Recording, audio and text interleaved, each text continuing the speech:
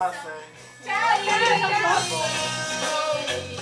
estamos aqui na Cozinha do reunidos, nós da Enturça, os formandos da Enturça, e aproveitando o momento para a grande despedida de Alexandre, que está alçando para o Rio em direção a São Paulo. Não esquecendo de Madonna! Mas vamos aproveitar agora o momento para cada um de nós deixar uma mensagem para a Xande, muito sucesso pra você nessa nova jornada.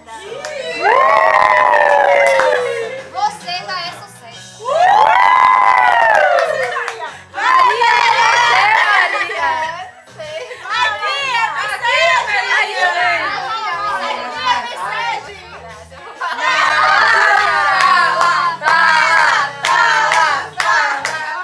Você trabalhou tanto tempo com ele, você bem sabe, né? Com você. Uma simples palavra, uma frase. O Xande tá emocionado.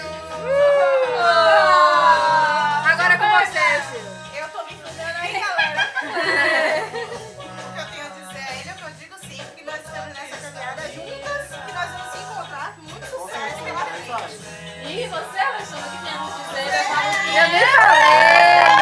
Eu nem falei nada. Ana também, Ana também. Eu te desejo tudo de bom, que você seja muito feliz.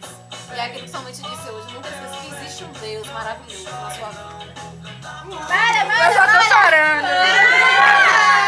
Você é muito especial, Alexandre, você sabe disso. E é uma pessoa insubstituível. Eu tenho certeza de tudo isso. Muito sucesso, muitas conquistas e vitórias.